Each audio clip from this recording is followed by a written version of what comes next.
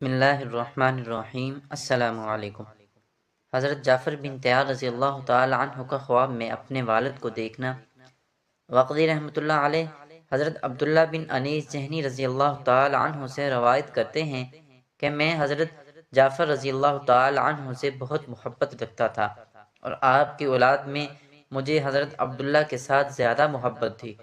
جب حضرت ابو بکر صدیق رضی اللہ تعالی عنہ کی وفات ہو گئی تو چونکہ آپ حضرت عبداللہ کے والد کے قائم مقام تھے اور حضرت عبداللہ سے بے حد محبت رکھتے تھے، حضرت عبداللہ نے اپنی والدہ کو غمگین حالت میں پایا۔ آپ نے انہیں حالت غم و اندو میں دیکھنا پسند نہ کیا۔ حضرت عمر رضی اللہ تعالی عنہ کی خدمت میں حاضر ہو کر شام جانے کی اجازت حاصل کی۔ میرے پاس آئیں اور مجھ سے کہا، ابن انیس، میں شام جانے اور جہاد کرنے کی خواہش رکھتا ہوں، تمہیں میرا ساتھ دینا چاہیے۔ میں نے کہا، بہت بہتر۔ آپ اپنے چچا حضرت علی کرم اللہ وجہہ اور حضرت خلیفۃ المسلمین عمر فاروق رضی اللہ تعالی عنہ سے رخصت ہوئے۔ ہمارے ساتھ 20 آدمی قوم ازد کے بھی شام کے ارادے سے چلے۔ اس وقت ہم ماکتا میں پہنچے تو حضرت عبداللہ نے کہا، ابن انیس، کیا تمہیں میرے والد ماجد کی قبر کی جگہ بھی معلوم ہے؟ میں نے کہا، ہاں، موضع موتا میں ہے۔ انہوں نے کہا، میں اسے دیکھنا چاہتا ہوں۔ ہم ادھر چلے اور جہاں لڑائی ہوئی تھی وہاں پہنچے۔ حضرت جعفر طیار رضی اللہ تعالی عنہ کی قبر پر قوم کلب نے تبرک کے طور پر پتھر رکھ دیے تھے۔ جب عبداللہ نے اپنے والد کی قبر کو دیکھا تو آپ اس کے پاس گئے اور روئے اور ان کے لیے مغفرت کی دعا مانگی۔ اگلے روز صبح تک ہم وہاں ٹھہرے۔ جب ہم نے وہاں سے کوچ کیا تو میں نے دیکھا کہ ان کا چہرہ ارغوانی ہو گیا ہے اور یہ رو رہے ہیں۔ میں نے سبب دریافت کیا تو آپ نے کہا، میں نے رات اپنے والد حضرت جعفر رضی اللہ تعالی عنہ کو خواب میں دیکھا کہ آپ کے دو بازو یعنی پر ہیں، دو سبز کپڑے پہنے، سر پر تاج لگائے، ایک ہاتھ میں ننگی خون آلودہ تلوار لیے ہوئے تشریف فرما ہے۔ یہ آپ صلی اللہ علیہ وآلہ وسلم نے وہ تلوار عنایت کی اور فرمایا، بیٹا، اپنے دشمن سے اس کے ساتھ لڑو۔ میں اس مرتبے تک جسے تم دیکھ رہے ہو جہاد ہی کی وجہ سے پہنچا ہوں۔ میں وہ تلوار لے کر گویا لڑ رہا ہوں حتیٰ کہ میری تلوار کند ہو گئی۔ عبداللہ بن انیس رضی اللہ تعالی عنہ کہتے ہیں کہ ہم وہاں سے روانہ ہو کر حضرت ابو عبیدہ بن جرح رضی اللہ تعالی عنہ کے لشکر میں دمشق پہنچے۔ آپ نے حضرت عبداللہ بن جعفر طیار رضی اللہ تعالی عنہ کو اس دستہ اور سریہ کا سردار اکثر مقرر کر کے ابو القدس کی طرف روانہ کر دیا۔ میں نے جس وقت آپ کے یہ ہنگامہ آرائی اور رومیوں کے ساتھ اس قدر لڑائی دیکھی تو دل میں خیال کیا کہ ان قریب آپ کسی مصیبت کا شکار ہونے والے ہیں۔ یہ خیال کر کے میں نے حضرت ابو عبیدہ بن جرح رضی اللہ تعالیٰ کی طرف چلا اور بجلی کے تیزی کے ساتھ آپ کے پاس پہنچا۔ آپ نے مجھے دیکھتے ہی فرمایا، ابن انیس، کیا فتح کی خوشخبری لائے؟ میں نے کہا، آپ بہت جلدی حضرت عبداللہ بن جعفر رضی اللہ تعالی عنہ کی مدد کے لیے کمک روانہ کیجیے۔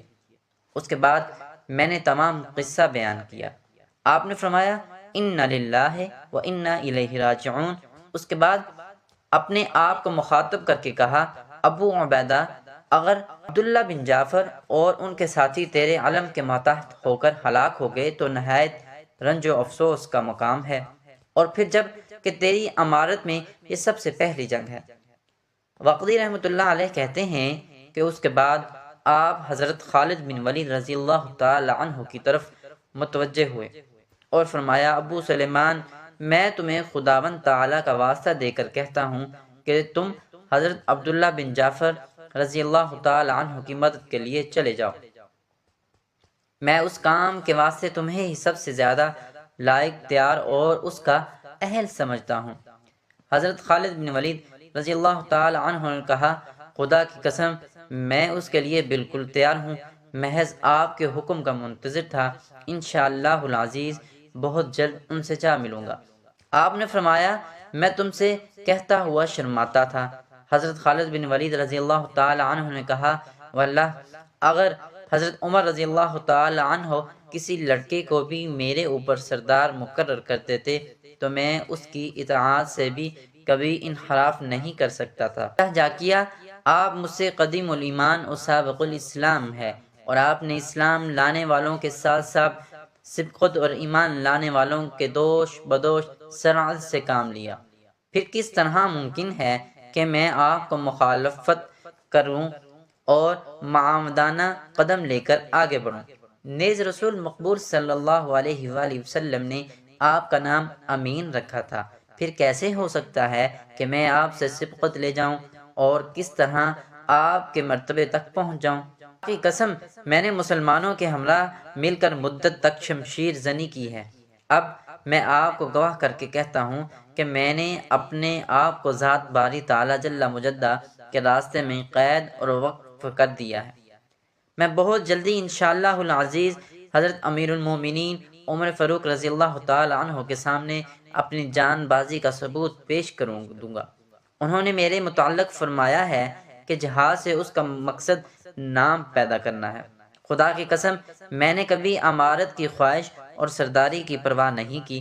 حضرت ابو عبیدہ بن جراح رضی اللہ تعالی عنہ اور تمام مسلمانوں کو آپ کی یہ گفتگو بے حد پسند آئی۔ حضرت ابو عبیدہ بن جراح رضی اللہ تعالی عنہ نے فرمایا، ابو سلیمان اب تم فوراً چلے جاؤ اور اپنے مسلمان بھائیوں سے جا ملو۔ حضرت خالد بن ولید رضی اللہ تعالی عنہ شیر ببر کی طرح اٹھے، اسباب کے پاس گئے۔ جنگ جمامہ میں مسلمہ کذاب کی جو ذرہ آپ کو ملی تھی، زیب بدن کی، تاج کھود سر پر لگایا، تلوار حمائل کی، گھوڑے کی پیٹھ پر جم کر بیٹھے اور لشکر زحف کی طرف للکار کر فرمایا، شمشیر زنی کی طرف چلو۔ فوجوں نے جلدی جلدی عملی جواب دینا شروع کیا اور ان عقابوں کی طرح جو بازو دبا کر زمین پر ایک دم اتر آئے، تیزی کے ساتھ اطاعت کے لیے دوڑے۔ حضرت خالد بن ولید رضی اللہ تعالی عنہ نے نشان ہاتھ میں لیا، حرکت دی، گھوڑے کی رکاب میں مذکور کیا، اور جس وقت لشکر تیار ہو کے آپ کے گرد جمع ہو گیا تو آپ مسلمانوں کو سلام کر کے عبداللہ بن انیس جہنی رضی اللہ تعالی عنہ کی رہبری میں رخصت ہو گئے۔ رافع بن عمیرۃ الطائی رضی اللہ تعالی عنہ کہتے ہیں کہ میں بھی اسی روز حضرت خالد بن ولید رضی اللہ تعالی عنہ کے لشکر میں موجود تھا۔ ہم نے چلنے میں بے انتہا عجلت کی۔ اللہ تبارک و تعالی نے ہمارے واسطے زمین کی تنابیں کھینچ کر رکھ دی۔ غروب آفتاب کے قریب ہم نے رومیوں پر طلوع کیا۔ کافر ٹڈی کی طرح چاروں طرف پھیلے ہوئے تھے، مسلمانوں کو درمیان میں لے رکھا تھا۔ حضرت خالد بن ولید رضی اللہ تعالی عنہ نے فرمایا، اے ابن انیس، رسول اللہ صلی اللہ علیہ وآلہ وسلم کے چچا کے بیٹے کو کہاں اور کس طرح تلاش کروں؟ ابن انیس نے کہا، انہوں نے اپنے ساتھیوں اور لشکریوں سے وعدہ فرمایا تھا کہ سب راہب کے کلیسا کے پاس جمع ہوں گے اور یہاں بہشت میں ملیں گے۔ یہ سن کر آپ نے کلیسا کی طرف نظر دوڑائی۔ اسلامی نشان جو حضرت عبداللہ بن جعفر تیار رضی اللہ تعالی عنہ کے ہاتھ میں دیکھا، مسلمان اس وقت عجیب حالت میں تھے۔ کوئی متنفس ایسا موجود نہیں تھا جو زخمی نہ ہو۔ ہر شخص حیات فانیہ سے نا امید ہو کر حیات جاودانی کے شوق میں سرشار نظر آتا تھا۔ رومی چاروں طرف سے ان پر بڑھ چڑھ کر نیزہ بازی اور شمشیر زنی کرتے تھے۔ حضرت عبداللہ بن جعفر رضی اللہ تعالی عنہ اپنے ساتھیوں سے کہہ رہے تھے، مسلمانوں بڑھو اور ان مشرکین کو لے لو، اس ذلیل گروہ کے مقابلے میں استقلال اور صبر سے کام لو۔ یاد رکھو اللہ جل جلالہ امن و نوالا تمہیں دے رہے ہیں اور ارحم الراحمین تم پر تجلی فرما رہے ہیں۔ اس کے بعد آپ نے اس آیت کو تلاوت کیا، اکثر جگہ تھوڑی جماعت اللہ کے حکم سے بڑی جماعت پر غالب آ جاتی ہے اور اللہ صبر کرنے والوں کے ساتھ ہیں۔ حضرت خالد بن ولید رضی اللہ تعالی عنہ کو مسلمانوں کا یہ صبر اور دشمن کی جنگ میں ان کا یہ استقلال دیکھ کر صبر نہ ہو سکا۔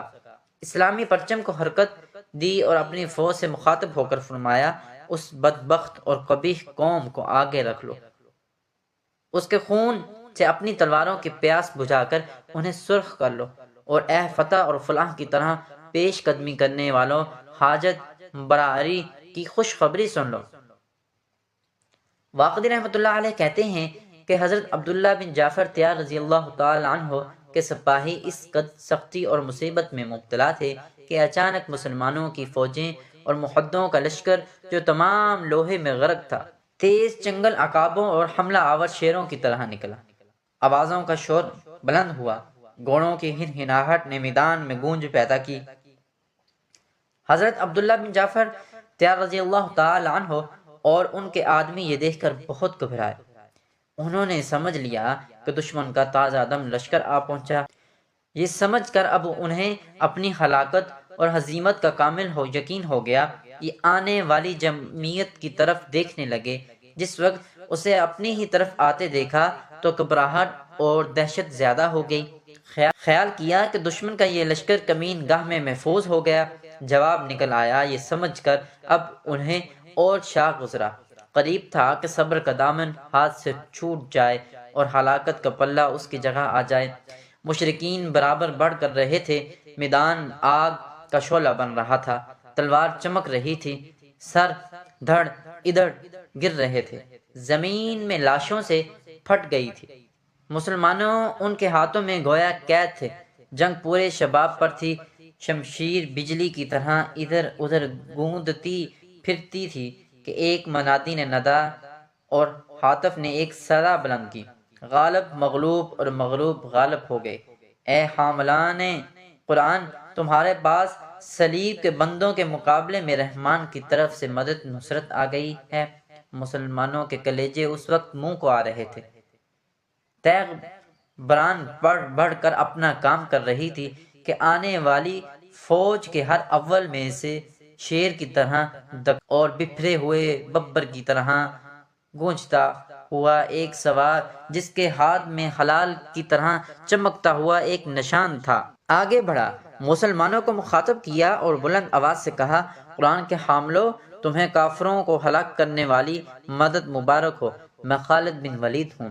مسلمانوں نے جو اس وقت گویا دریا کی موجوں میں ڈوب کر تنکے کے سہارے کے محتاج تھے، اس آواز کو سن کر تکبیر و تحلیل کے نعروں کے ساتھ اس آواز کا استقبال کیا۔ ان کی سخت آوازوں کی گونج بجلی کی کڑک اور زیر و زبر کر دینے والی آندھی کی طرح میدان جنگ کی فضا دوڑ گئی۔ حضرت خالد بن ولید رضی اللہ تعالی عنہ نے لشکر زحف کے ساتھ، جو آپ سے کسی وقت جدا نہیں ہوتا تھا، ایک حملہ کیا اور تلواروں کو رومیوں کے سر پر رکھ دیا۔ عامر بن سراقہ رضی اللہ تعالی عنہ کا بیان ہے کہ ان کا یہ حملہ ایسا تھا جیسے شیر کا بکریوں پر حملہ۔ انہوں نے رومیوں کو مار مار کر دائیں بائیں متفرق کر کے رکھ دیا۔ رومیوں نے بھی نہایت ثابت قدمی سے ان کا مقابلہ کیا اور اپنے جان و مال کی حفاظت برابر کرتے رہے۔ حضرت خالد بن ولید رضی اللہ تعالی عنہ چاہتے تھے کہ کسی طرح حضرت عبداللہ بن جعفر تیار رضی اللہ تعالی عنہ کے پاس تک پہنچ جاؤں۔ مسلمان اس آنے والی مدد اور لشکر سے بالکل بے خبر تھے، حتیٰ کہ انہوں نے حضرت خالد بن ولید رضی اللہ تعالی عنہ کی آواز، جس میں وہ اپنے حسب و نسب کی بزرگی اور فخر کا اظہار کر رہے تھے، سنی۔ حضرت عبداللہ بن جعفر تیار رضی اللہ تعالی عنہ نے بھی اس آواز کو سنا تو آپ نے اپنے سپاہیوں سے فرمایا کہ دشمن کو لے لو، اب آسمان سے تمہاری مدد پہنچ گئی۔ یہ کہہ کر آپ نے حملہ کیا اور آپ کے ساتھ ہی آپ کے ساتھیوں نے بھی۔